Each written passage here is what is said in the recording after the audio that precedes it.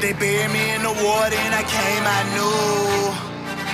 Ha ha. Now I'm baptized in blue. I'm a fighter, I'm a winner, never quit. I refuse to lose. I got heart and I got grit. See, I'm a warrior that's been baptized in blue. I'm a warrior that's been baptized in blue. I'm a fighter, I'm a winner, never quit. I refuse to lose. I got heart and I got grit. See, I'm a warrior that's been baptized in blue. I'm a warrior that's been baptized in blue. What's up, sheepdog? Welcome to the Changing the Culture podcast. That was my boy at One Time Music. Go look him up on all the socials, Instagram. You can go find all of his music. That song is called Baptized in Blue. You're going to be able to listen to that at the end of this podcast episode. I hope you enjoy this episode, and I hope you enjoy One Time's music. He's a fellow police officer. He's the man. I love this guy. Go listen to his shit. I'm really excited for you to listen to this podcast episode. You are going to meet a friend of mine. You will know him on social media as the Badge Life and the Badge Life Apparel. His first name is Tony. He is a police officer. Now he's working for the feds, and you get to hear his entire story about what he went through and how he started his own successful apparel line and company and what it's doing now and what sets him apart from the rest. I'm really excited for this episode. I hope that you enjoy. Tony, I'm super excited to have you here. You've been a longtime friend of mine online, and I'm really excited to have you on the podcast. Tell Sheepdog Nation a little bit about yourself. Oh, thanks for having me. Well, I've been a police officer since 2003, 2004. I was a local officer, a street cop, in St. Louis for about 12 and a half years or so. And I have been with the feds for the last 3.5, 4 years. Currently I am in intelligence, and so I've been enjoying that, and requires a lot of travel. So it's keeping me busy, but I've been listening to your podcast for quite some time. I think I discovered you through Instagram, and then started following your page, and I liked what you put on your stories and stuff. So I tuned in, and I got hooked. Yeah, thank you. I appreciate that. And you own an apparel line that we all love. What is that called? The Badge Life. So it's been out for about a year. It's grew pretty rapidly, where I had to actually hire a fulfillment center now to where they handle everything. So no kidding. Yeah, so I started with my basement, and within the first 6 months, it kind of took off. So I needed a lot more help. So now they handle all the dirty work. So that's amazing. Yeah. So let's go back. We're going to talk about all this. So Sheepdog Nation, if you haven't gone and checked out Tony, go to the Badge Life on Instagram. My entire mastermind, we all pretty much have his clothes. I have a lot of clients that have your clothes, and I have your clothes, and my favorite is the incognito hat though, because it's the black hat that has the badge, but like you wouldn't just know. You'd have to really be looking for it, which right now is a great time to have something like that. Tony, so you were a road cop? Yeah, in St. Louis. Yep. St. Louis. What was that like? It was good. I enjoyed it. It was really busy. So I do miss that aspect of my policing in my, I guess, the first 12 and a half years that I did with. But you know, it was great. I learned a lot. I mean, we responded to any and every call that you could think of, anything from, you know, your typical domestic to a shooting, a homicide. We the area that I was in was very busy. So I loved it. I enjoyed that. I loved investigating that type of work, that type of crimes. And,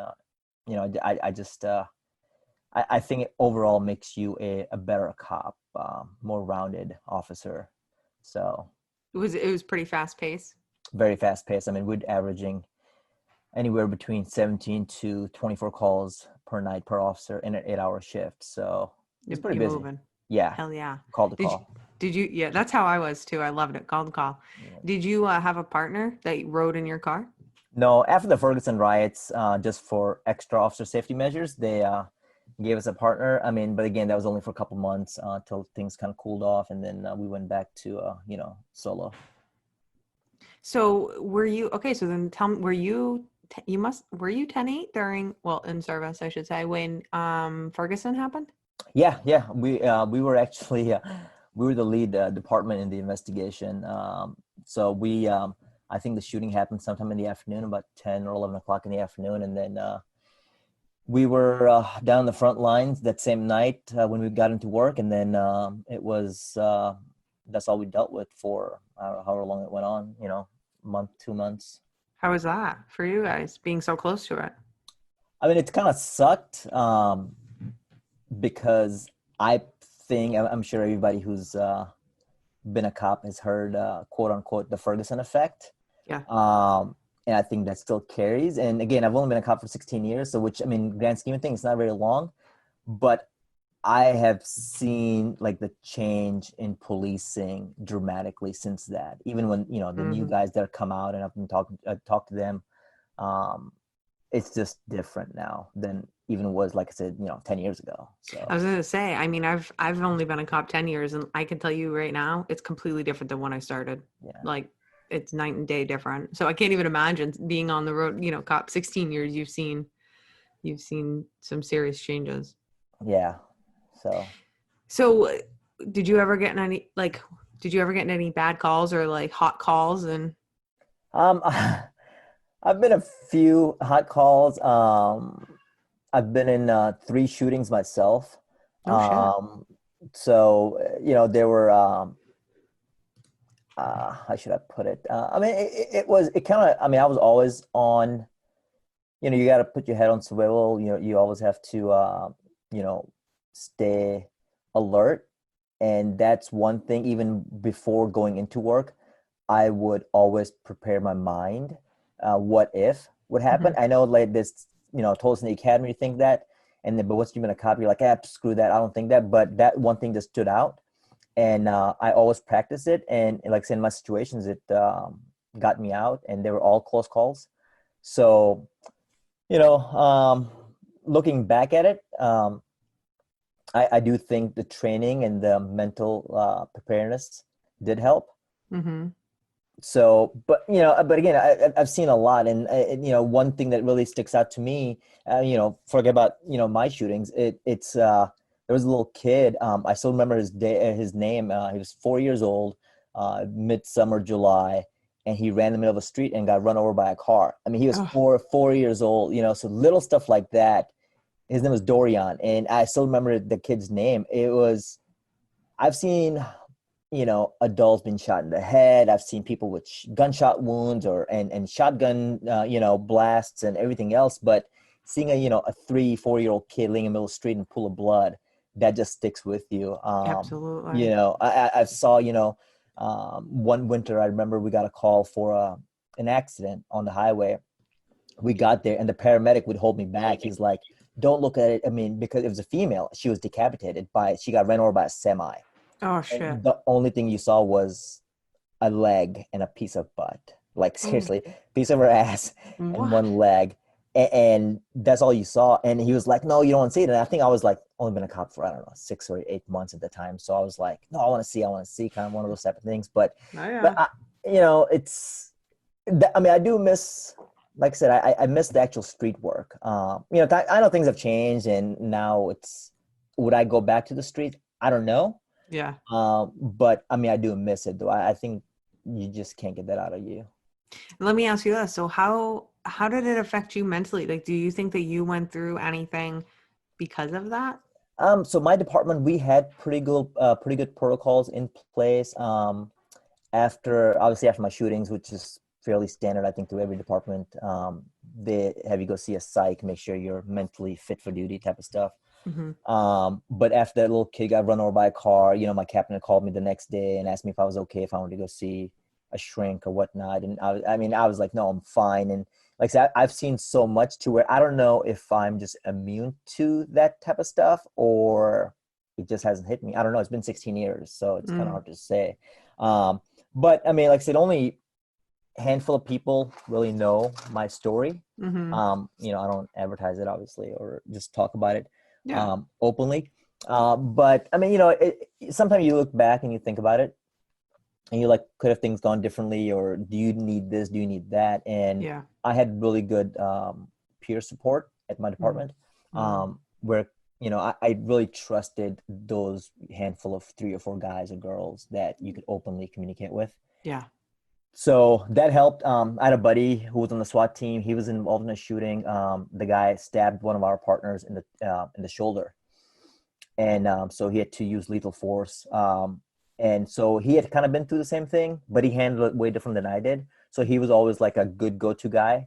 If I wanted to vent, or if he wanted to vent, he'd call me. Mm-hmm. So I had, a ear to listen, who was, really listening, and kind of if I needed the support, he was there. But like I said, my department, I mean, looking back, I think overall they did a good job. I mean, there's always room for improvement for every department. I don't think they do enough overall in general. Mm-hmm. It just comes down to money. We don't have the budget. We don't have this. We don't have this. And to me, I think that's just an excuse. Mm-hmm. And I don't know. I've never wanted to be a supervisor because I told myself I'd get fired because I'd stand up for my guys. Mm-hmm. And a lot of supervisors nowadays, I mean, not all of them, but a lot of them are just admin guys, Yes. and they just want to make sure that they're covered, and Mm-hmm. they will, leave the officers out and hang dry. But again, my old department, I mean, again, times have changed, but the supervisors I've worked with, I'm not gonna say they were all perfect, but I would say, I mean, majority of them were really good. Like, they had your back. So when you went on the streets to work, you knew they would, if you got into something, they're not gonna like sit there and question you. They'll make sure everything is taken care of.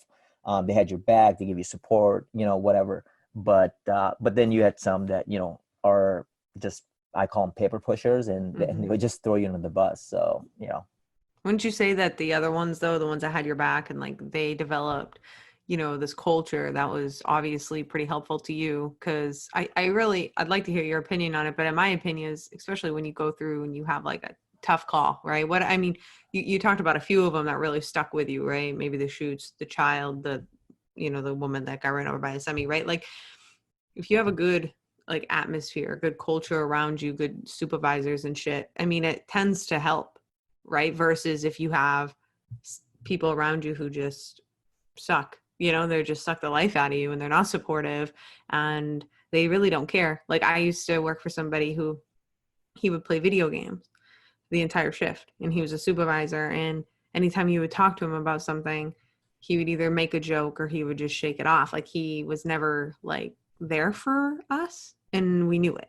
Does that make sense? right, yeah, no. So I mean, that that makes perfect sense, and I think any guy who's been a cop even for 6 months would attest to it. If you have a certain supervisor working, that you can go out and actually police, and you have a certain supervisor working, you're like, okay, well, he's working or she's working, I'm just gonna go park somewhere and just respond to my calls if I have to. So yeah, having those type of supervisors that openly say, hey, we have your back, go out there, as long as you're not doing anything illegal or something crazy, we have your back. But there was some supervisors, like I said, I mean, that if he or she was working, I'm like, okay, well, I'm not gonna do anything tonight. I'm just gonna go hang out. Let's pull up car to car and just BS for the next 8 hours and respond to our calls, and that's it.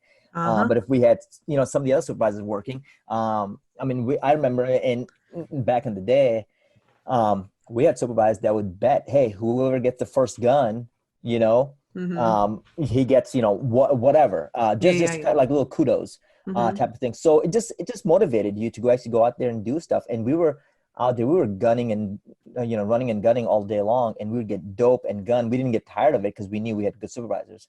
But then Mm-hmm. once you got, once they had a lot of, I worked for a fairly large department, so there was a lot of movement. So once we got, new supervisors in, and you had to do stuff their way, and then some were good, some were just, just didn't want you to do anything because they were scared of their own shadows, because they had never done police work themselves, and they were in, quiet counties or cities or wherever. And, their typical calls was, traffic stops and just responding to auto accidents, where we're responding to shootings, and I don't care about a traffic stop. You know what I mean? It Mm-hmm. doesn't matter. So yeah, it did help.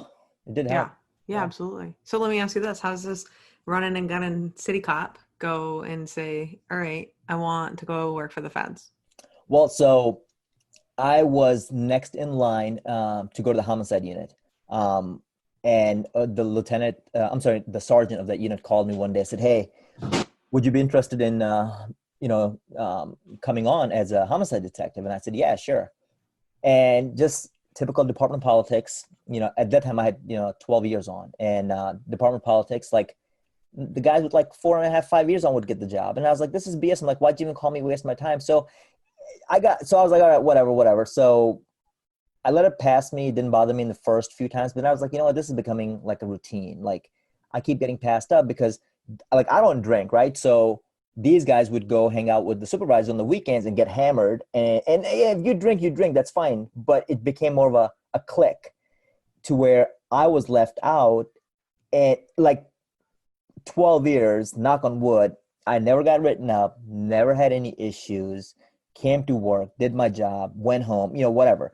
Um, Never had issues, no citizen complaints. I mean, you'll always get complaints, but nothing like crazy, right? So, but I kept on getting passed up, so I just got pissed off. I was like, this is effed up.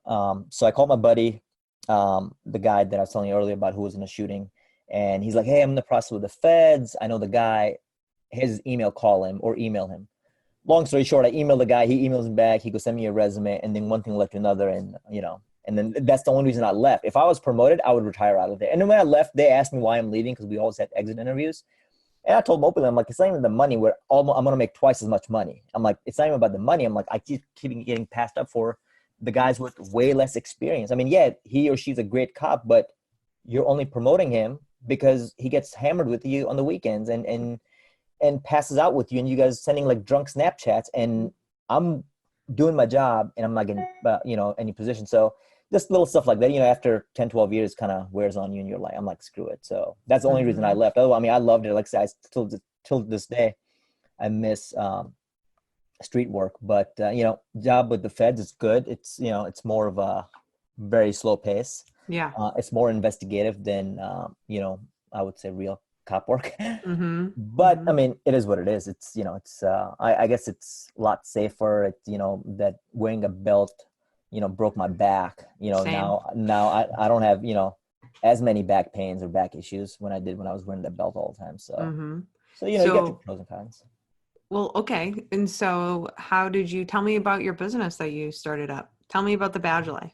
Well, I mean, I've been an entrepreneur forever. So I've like, since I was a little kid, so I was always like, had side hustles. I mean, I've had plenty, most of them failed, but they were learning experiences. I wouldn't call them. What'd you do? Completely. Tell us. About I mean, I had my hands in a little bit of everything, honestly. And there was like, nothing was like, I had everything. Like I had a small marketing business that did really well. I had, a little advertising business on the side that did good, but I always had my hand in something. And I knew I always wanted to do, like a fitness line for law enforcement, only because I mean, there's other websites out there, but they're just selling like thin blue line flag t-shirts or like,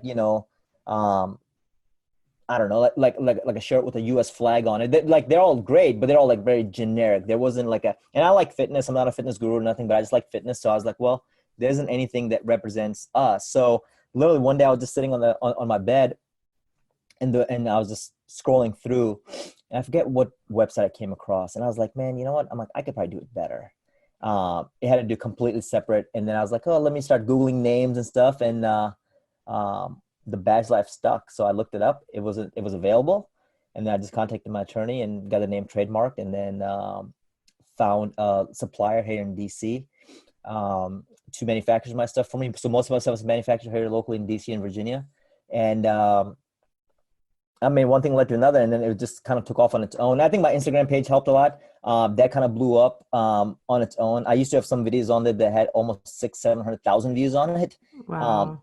There was a time where I was gaining almost like 1,500 followers a night. I mean, like I'd wake up in the morning, I'd check my Instagram. It's like, oh, 1,400 new followers, 1,500 new followers. And I was like, oh, wow.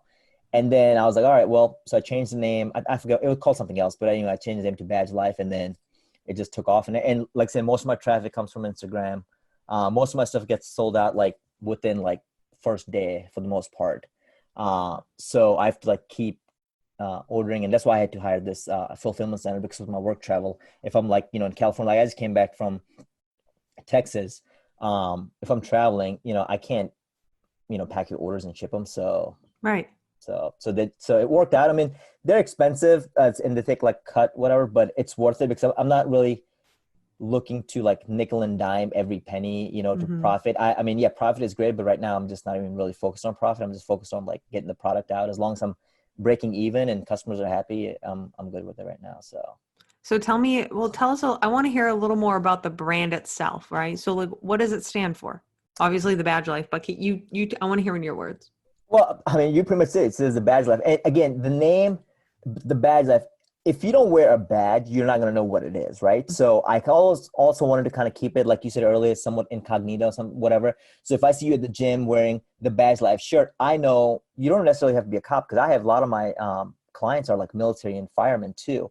So if you have a badge, you could be a corrections, you could be a security guard, you know, and they have badges. So if they have a badge, so it's like one big family. And Mm. that's pretty much what the badge stands for. I didn't want to stick with the only thin blue line because I've gotten a lot of messages from guys that are firemen. They're like, hey, you don't have nothing for us. So like slowly I'm trying to incorporate like the thin red line in there. And then some guys from military like, hey, you don't have anything for us. So like, so slowly I'm adding, but like I said, most of my clients are, you know, obviously cops, but it's been good. It's been like self-sustained. Like I barely do any advertising for it. I mean, if I do it, it's on my Instagram stories. Once in a while, I'll run an ad on Facebook.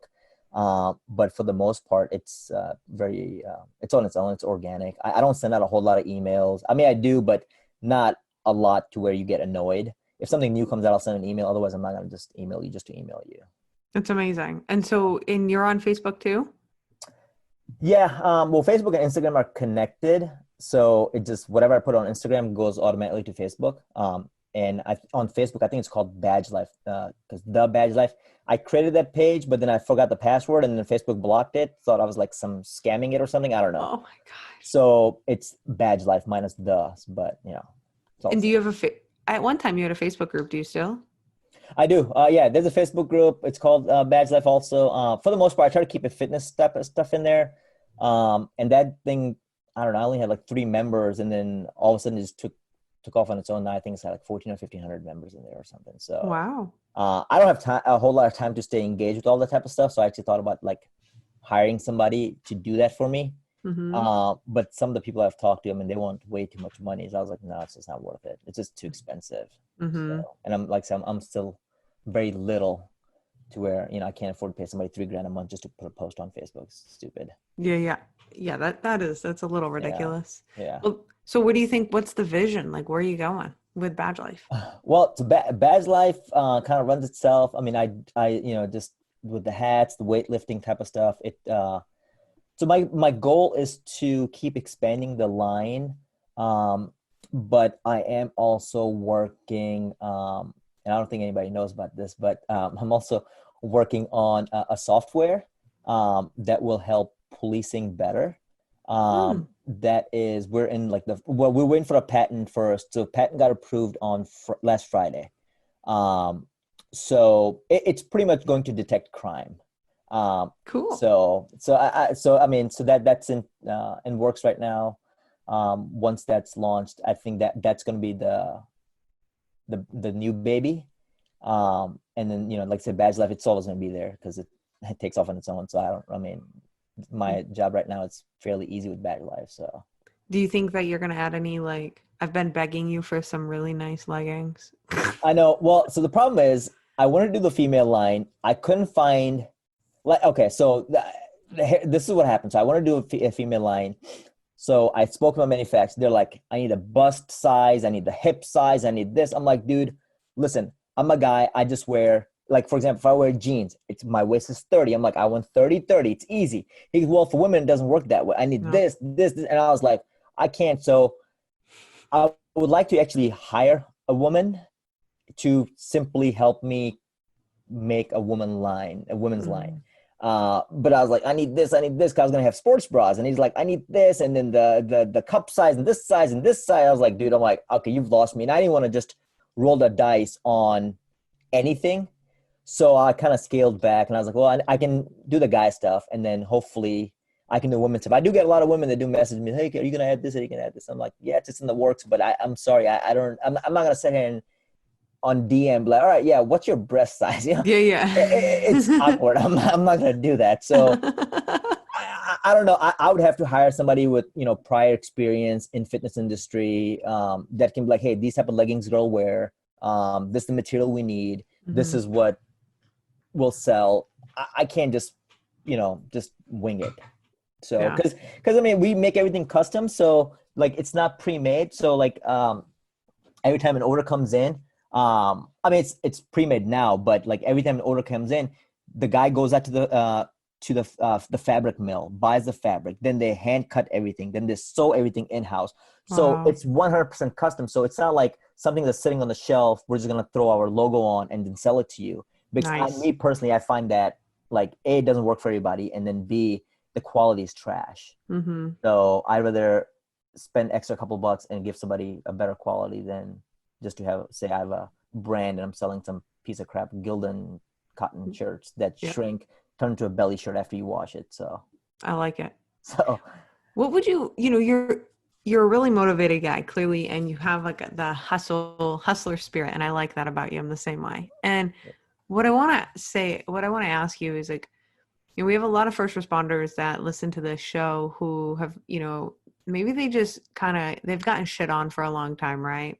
And they kind of like lost their way a little bit. What would you say to them? Like, you clearly have figured out, I'm way more than just a cop, and I'll never just be just anything. Like, I'm going to be doing all these things. Like, what would you say to them to let them know that they're way more than just, a first responder? so this is what helped me. I recently read a book.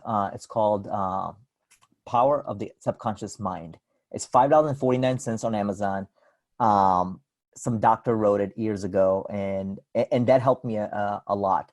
So I honestly, like, if they're listening to this podcast, the only thing I would say is find something, find a specialty. Like for me, like personally, like, yeah, I have a degree and everything, but criminal justice, okay, it's whatever.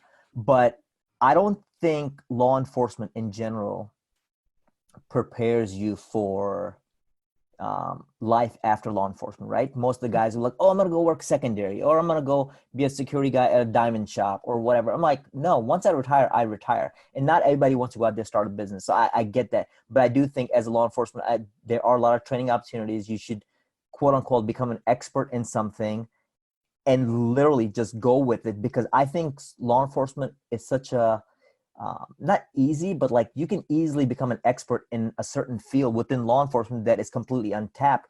I had a friend of mine. He was in crime scene for a very, very long time.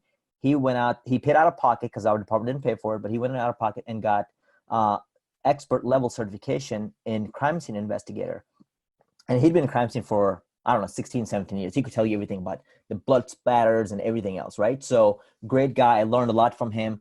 And that's what he did. He goes, I've been here for, I don't know, 30 years, whatever he was. He's like, I've been here for this long, and I know how to write a police report, but I don't know how to do anything else.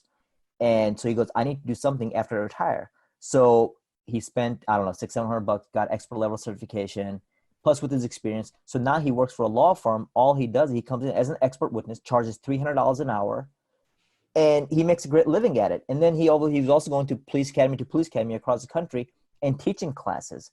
So I think, I mean, like, if you're a street cop, you're only going to run and gun so long. You're only going to get so much dope, so many guns. I mean, yeah, you're going to make a small 0.1% difference in your community. I mean, in grand scheme of things.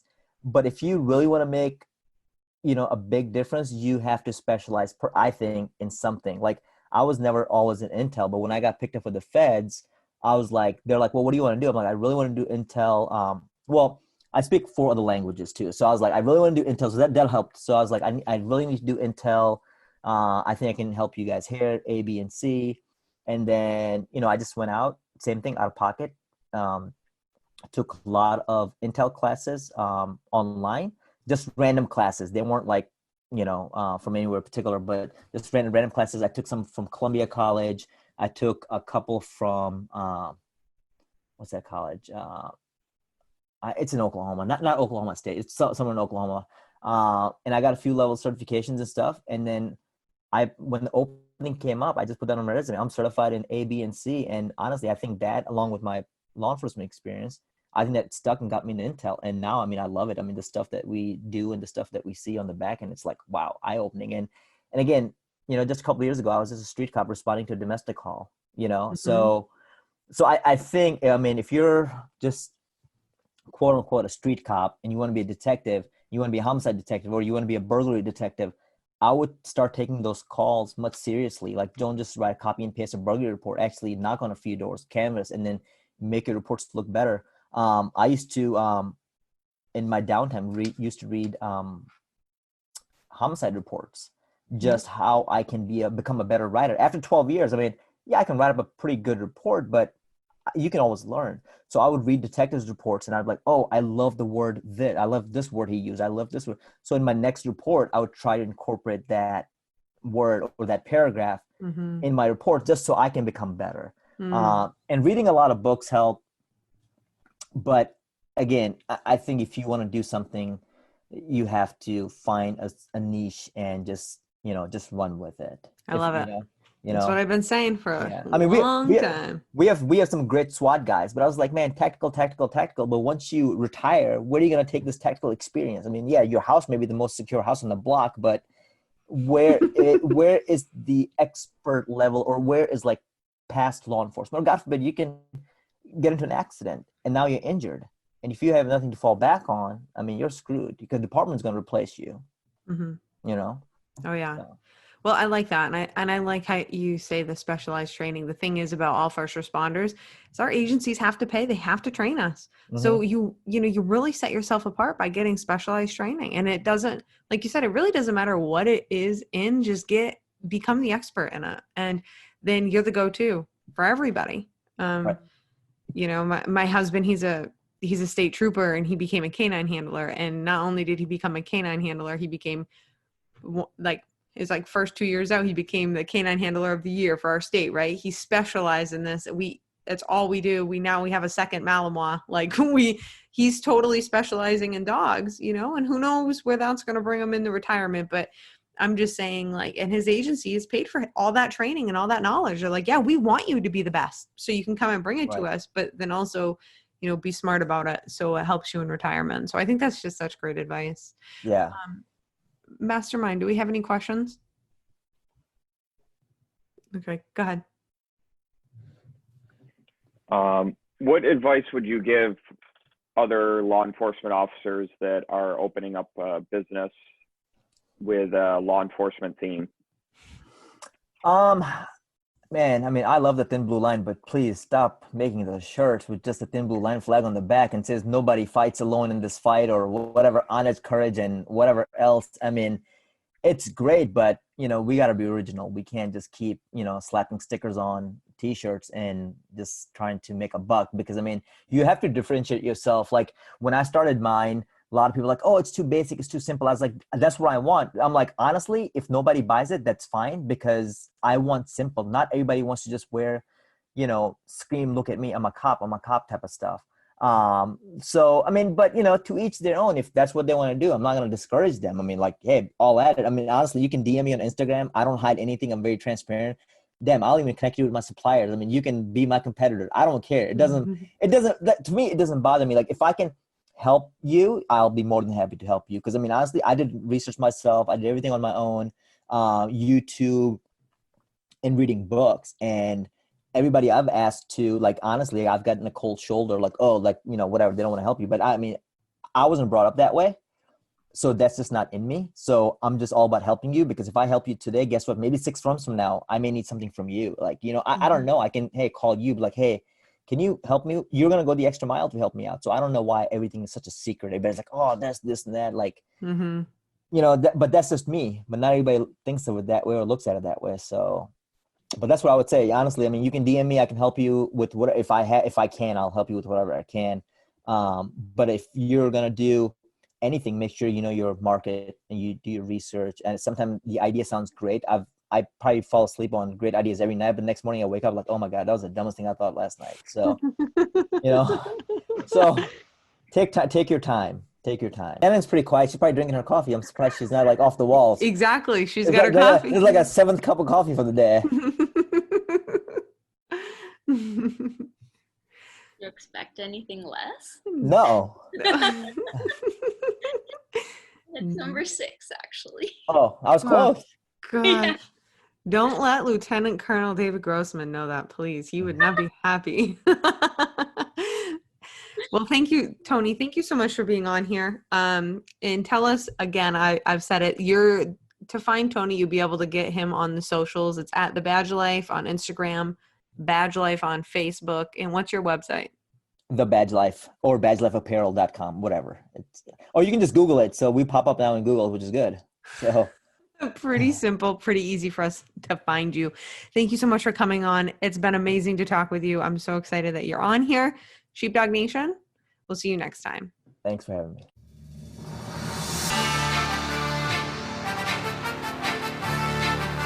They buried me in the water and I came, I knew.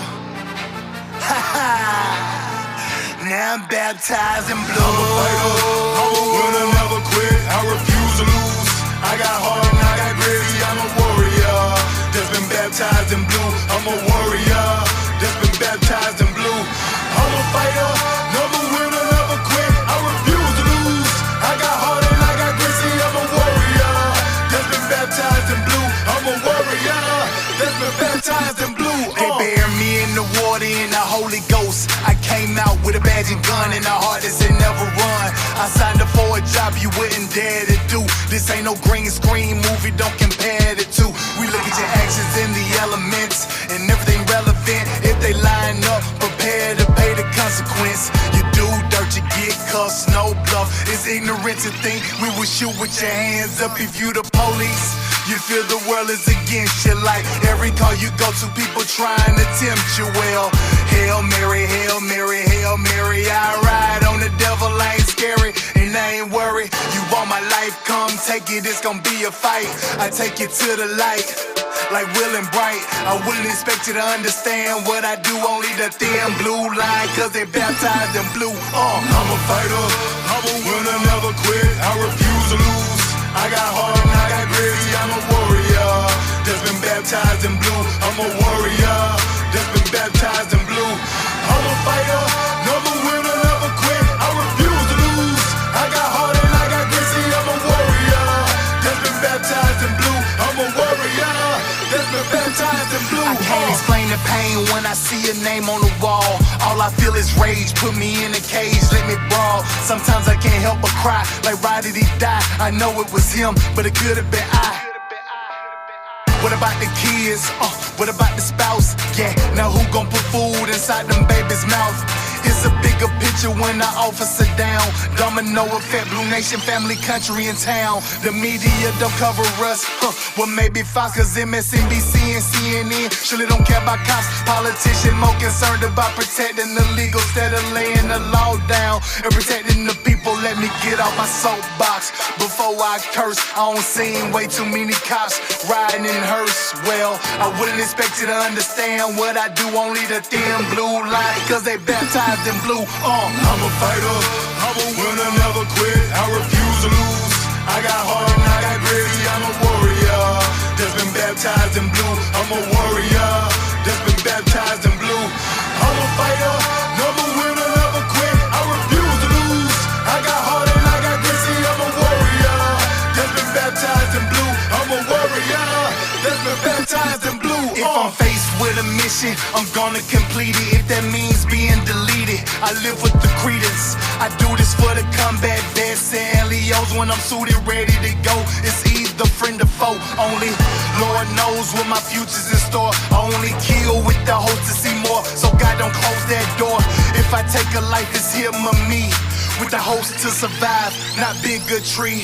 I go in situations that you cannot imagine, deal with things that you cannot fathom. No if buts or rather, I'd rather fight for a cause than live for nothing. So when you read my headstone, you know I died for something. You hypersensitive, she complain by justified force. You blame the cops first, that don't work, you blame the courts. But I wouldn't expect you to understand what I do, only the thin blue line, cause they baptized in blue. I'm a fighter, I'm a winner, never quit. I refuse to lose. I got heart and I got grit. See, I'm a warrior that's been baptized in blue. I'm a warrior that's been baptized in blue.